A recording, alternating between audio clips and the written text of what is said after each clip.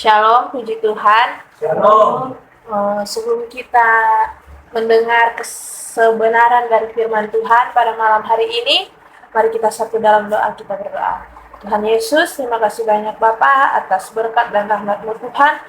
Hamba mau menyampaikan sebagian dari sabda firman-Mu Tuhan. Kiranya sabda firman-Mu ini berasal daripada-Mu, dan apa yang keluar dari mulut hamba-Mu Tuhan itu semua berasal daripada-Mu.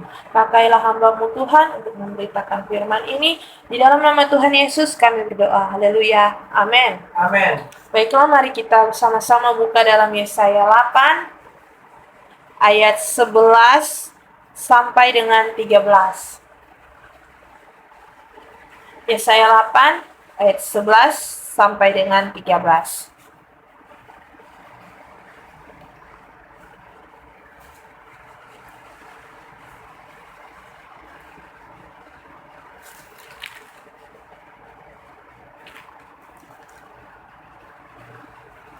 Jika sudah katakan amin, dapat katakan amin. Mari kita baca secara bersama-sama. Yesaya 8 ayat 11 sampai 13. 1, 2, 3.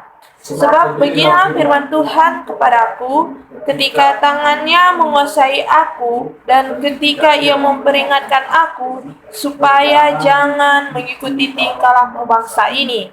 Jangan sebut segala apa yang disebut bangsa ini persepakatan, dan apa yang mereka takuti janganlah kamu takuti, dan janganlah gentar melihatnya. Tetapi Tuhan semesta alam yang harus kamu akui sebagai yang kudus. Kepadanya lah harus kamu takut, dan terhadap Dialah harus kamu gentar. Amin. Baiklah, terima kasih atas pembacaan firman Tuhan pada malam hari ini.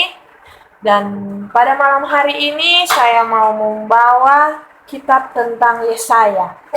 Jadi ini Yesaya ini dipakai Tuhan, nabi, sebagai nabi besar yang dipakai Tuhan untuk memberitakan kabar baik, memberitakan firman Tuhan, memberitakan nubuat kepada bangsa Israel, dan pokoknya apa yang dinubuatkan Nabi Yesaya itu benar-benar terjadi. Bahkan Nabi Yesaya bernubuat tentang kelahiran Tuhan Yesus, yang bisa kita lihat di ayat 9, itu kelahiran Raja Damai, itu Nabi Yesaya sudah bernubuat.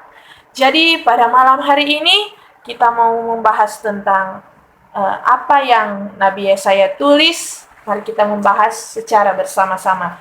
Jadi di ayat 8 ayat 11 dikatakan begini. Sebab beginilah firman Tuhan kepadaku, ketika tangannya menguasai aku. Jadi coba saudara bayangkan ketika tangan Tuhan menguasai Nabi Yesaya. Jadi apa yang dirasakan Nabi Yesaya pada waktu itu adalah dia benar-benar dirasakan diurapi. Dia benar-benar merasakan kedekatan dengan Tuhan. Dia benar-benar merasakan penyertaan Tuhan. Bayangkan di sini bilang firman Tuhan kepadaku ketika tangannya menguasai aku. Jadi memang Tuhan datang kepada Yesaya mengatakan firman kepada Nabi Yesaya itu memang betul-betul langsung. Maksudnya memang betul-betul langsung bisa dirasakan oleh Nabi Yesaya sendiri. Jadi dan apa yang Tuhan firmankan pada Nabi Yesaya di saat Nabi Yesaya merasakan urapan yang ada daripada Tuhan, yaitu yang pertama Tuhan bilang,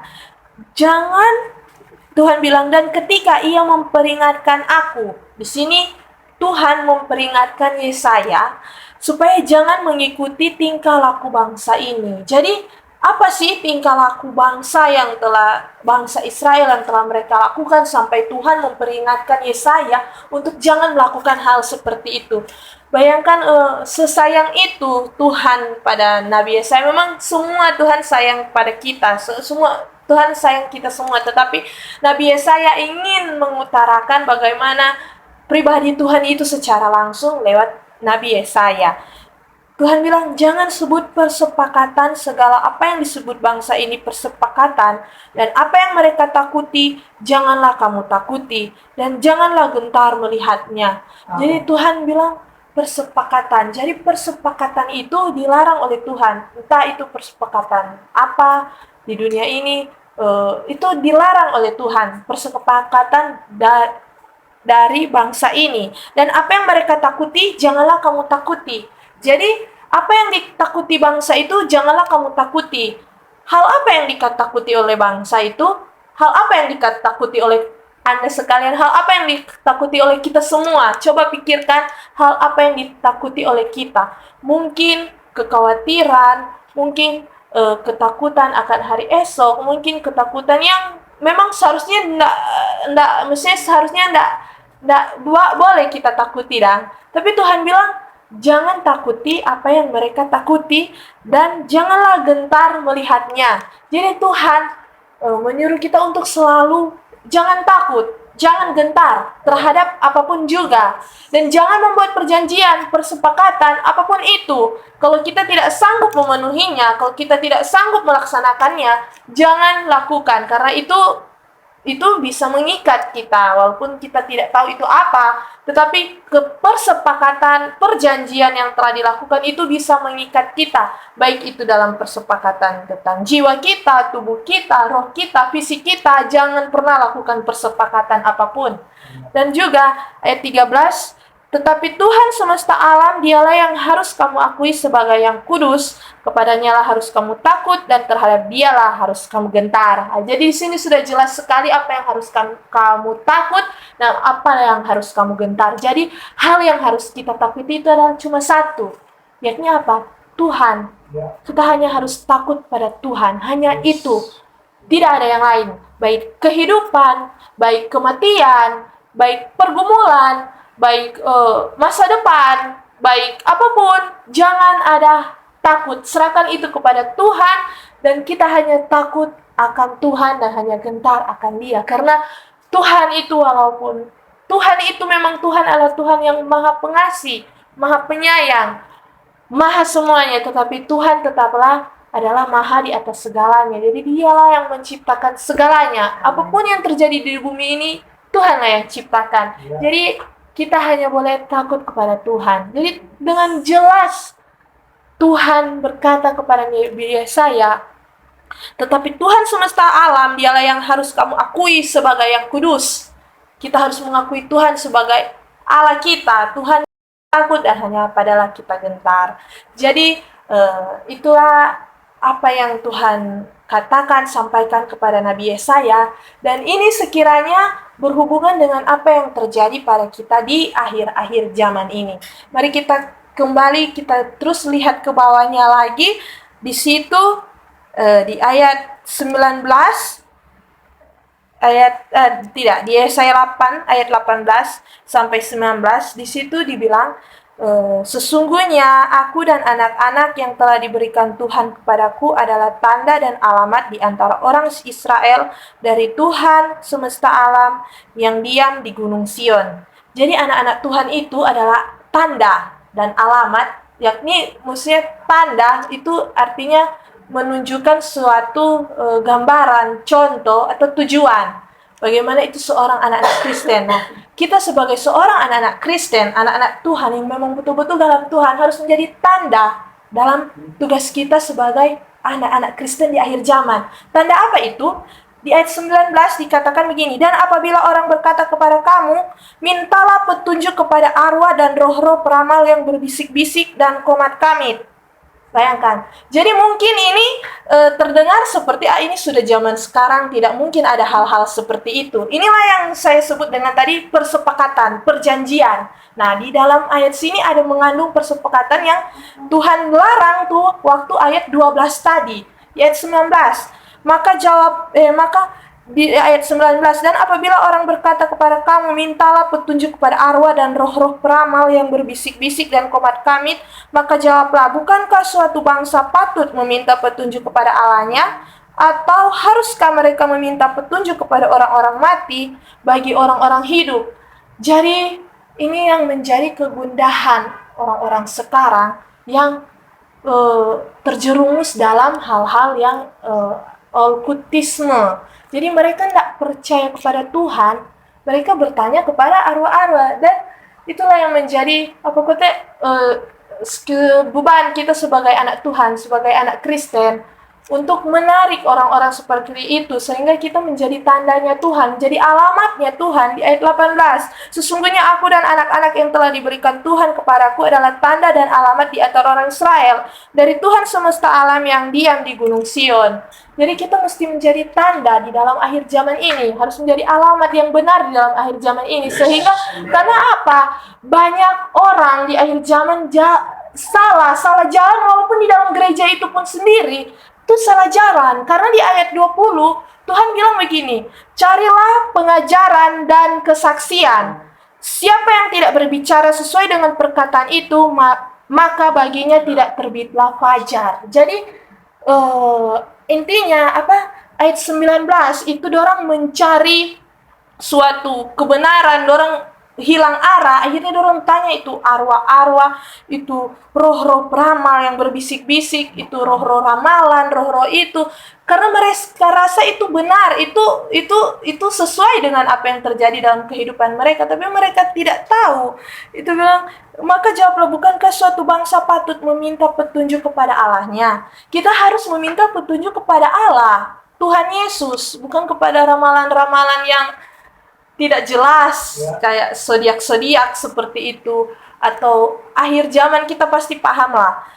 Atau haruskah mereka meminta petunjuk kepada orang-orang mati bagi orang-orang hidup? Masa kita meminta petunjuk kepada orang mati sedangkan kita hidup? Jadi istilahnya itu dah. Istilahnya itu tidak wajar kalau kita mempercayai hal seperti itu. Jadi jangan pikir zaman sekarang sudah tidak ada seperti itu, tapi ternyata zaman sekarang hal seperti itu semakin marak. Itu tentang antara ramalan zodiak, dukun-dukun, itu sudah semakin merajalela di dunia ini. Jadi marilah kita sebagai anak Kristen, anak Tuhan harus menjadi tanda dan alamat bagi akhir zaman. Karena di dalam ayat 20 Tuhan bilang, carilah pengajaran dan kesaksian. Jadi pengajaran dan kesaksian, carilah. Jadi pengajaran dan kesaksian itu orang tidak bisa semena-mena, misalnya tidak bisa langsung percaya atas apa yang orang katakan. Ini yang mereka katakan betul. Ini yang mereka katakan betul. Ini yang mereka katakan betul. Di sini bilang carilah, maka itu berarti kita sendiri yang mencari. Jadi carilah pengajaran dan kesaksian.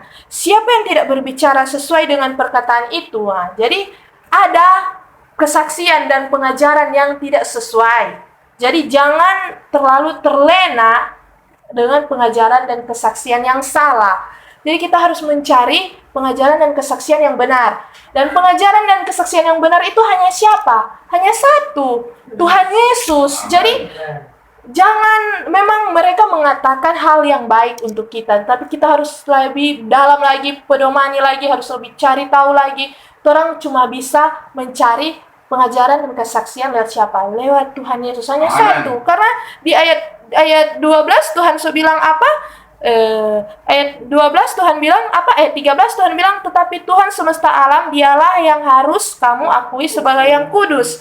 Kepadanya lah harus kamu takut, dan terhadap dialah harus kamu gentar. Jadi sudah jelas, yang harus kita cari pengajaran dan kesaksian itu cuma satu, cuma Tuhan semesta alam. Dan Tuhan semesta alam itu siapa? Tuhan Yesus. Jadi hanya dialah yang harus kita percayai dan harus kita ikuti pengajaran dan kesaksiannya. Memang kalau soal pengajaran, Tuhan Yesus membawa kabar baik yang begitu luar biasa, begitu baik, begitu sempurna. Kesaksian, mujizat apa yang telah Tuhan Yesus lakukan? Semua mujizat telah Tuhan Yesus lakukan. Dan kalau kita tidak lihat contohnya itu, kita hanya lebih percaya terhadap perkataan manusia, lalu apa yang terjadi dalam kehidupan kita? Kita sama seperti bertanya kepada roh-roh, arwah-arwah.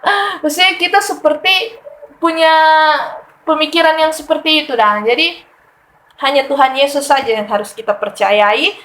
Dan maka ini kalau siapa yang tidak berbicara sesuai dengan perkataan itu, dia tidak berbicara sesuai dengan pengajaran dan kesaksian yang telah diberikan, maka baginya tidak terbit fajar.